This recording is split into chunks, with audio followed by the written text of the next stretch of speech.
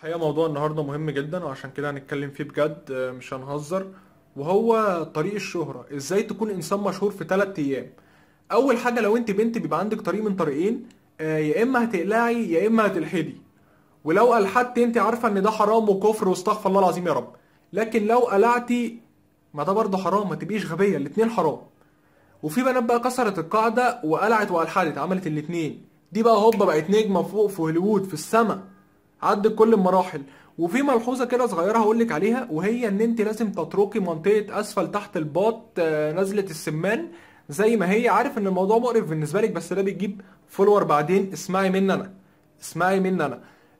والبنات دي بتلاقيها دايما مشهورة بقطع من ملابسها، اللي هي الملابس اللي انت فاهم، اللي هو ايه، تلاقي 2 صحاب ولاد قاعدين كده بيقول له قد مش دي البت يالا اللي هي اسمها، يقول له ايوه يالا هي اللي بتلبس وهي ما بتلبسش. هما 2 صحاب بيهاودوا بعض، هي في الحقيقه ما بتلبسش حاجه.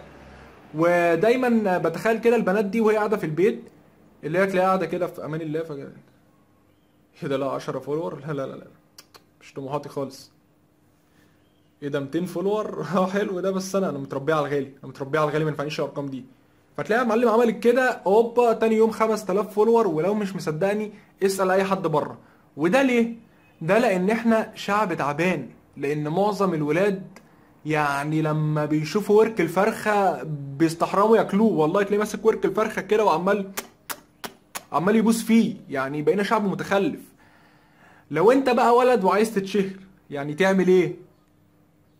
غلط تصاحب واحدة من اللي بتقلع او بتلحد وتقلع معاها وتتصوروا سيلفي كده. خلاص يا معلم، تسمح لي اقولك اللي انت عديت كل الاطياف، انت بقيت انسان فوق عالمي، نجم مشهور جدا.